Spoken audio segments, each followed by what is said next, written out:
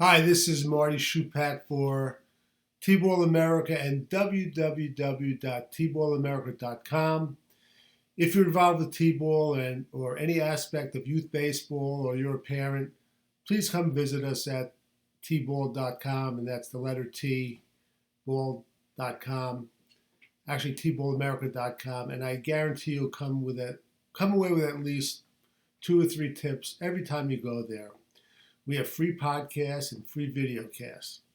Today I want to talk about throwing, and throwing in T-ball is one of the hardest skills to introduce and to teach and to really get kids to do it correctly. Now, it really irks me when I coach kids like at 10, 11, and 12, and they have the worst throwing habits you could find. Some of which are they're not bringing their arm all the way back, they're not stepping correctly, they're not following through. So it really behooves us as coaches, and T-ball coaches especially, try to correct those bad habits early, because as we know, bad habits are hard to break, and also good habits are hard to break. Throwing is one of the hardest skills also to teach. Couple of hints, and I've mentioned this before. When you're teaching throwing, the first time you give the 5-year-olds a chance to throw, it's going to be like bombs away. You're going to see the balls going all over the place. So make sure you do 2 things. Spread your players out. I like to throw against the screen the first couple of practices, and I've done everything from use soft cover balls to tennis balls to actually bean bags. Be creative. When you're teaching a tough skill, you want to really simplify it. And, you're going out there as a T-ball coach, but you're also a little bit of a part of a, believe it or not, phys ed teacher teaching these skills. So you want to use a soft covered object, and also you want to spread these players out. Use as many assistant coaches or parents as you could. One of the hints, I want to get into like 3 separate hints and tips. If you've ever seen those short cones that mostly soccer coaches use, you want to line it up in front of the kids. So let's say you have 12 kids, and let's say you're grouping them 4 groups of 3. You're spreading them out against a fence. You're having a bucket of balls at their ankles, or you're just laying them flat at their ankles. Remember, you want to separate skills. You're teaching throwing now, so you don't want to do any catching. You want your 5 and 6-year-olds to focus on one skill and one skill alone. All right, so you spread them out. Those cones, what I would do is in each line you put 2 or 3, you put 1 in front, 1 in the straight line in front of the next one, and 1 in front of straight of the next cone. So you have 3 in a row.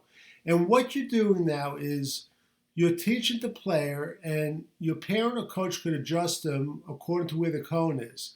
If he's throwing with his right hand, remember he's going to lead with his left foot.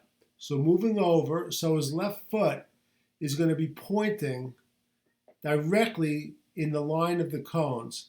This is going to give the players some sort of direction of where the ball is going. It's a good technique and it works. Remember, you have to adjust the player according to where the cones are. If he's lefty, move him over to one side. If he's righty, like most of the kids will be, have him on the other side. Have him step with their opposite foot where the cones are. All right? This will help in a lot of ways, keeping the balls from going all over the place.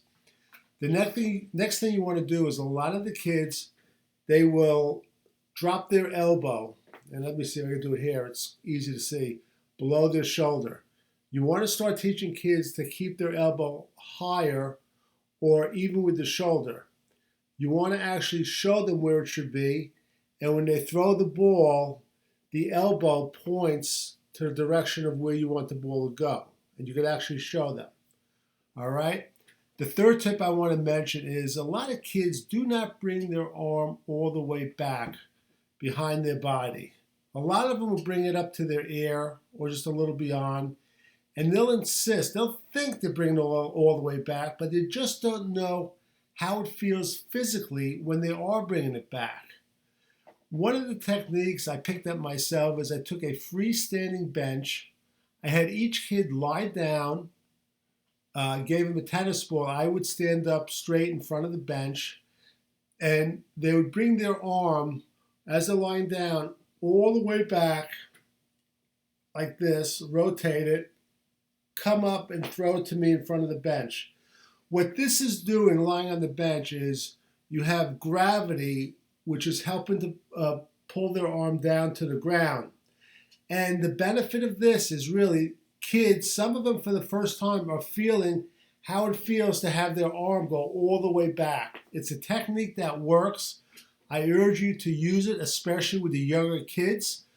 Some T-ball organizations around the country start as young as 4 years old. It's harder to teach, but you could have them experience the technique on the bench also. So those are 3 basic techniques. This is our initial video cast. We've done a podcast on throwing. We will have some more. Again, remember, you're better off as a coach to don't overcoach and underteach. A lot of coaches do that. These are young kids. Feed them a little bit of information at a time. For some resources, our book, the T-Ball Skills and Drills book, is now out. It's available on Amazon. You can click on one of the links on our site. Ask your library to carry it. Again, if it's not in your budget, I've authored the book. I've also authored the T-Ball Skills and Drills video. It's for free on Amazon Prime. Again, you don't have to run out and spend money buying it. Ask your library for it. And also the book, or actually the video, the 59-minute baseball practice is a pretty good resource on throwing. There are some pretty good drills in there. So for T-Ball America and www.tballamerica.com, this has been Marty Schupak.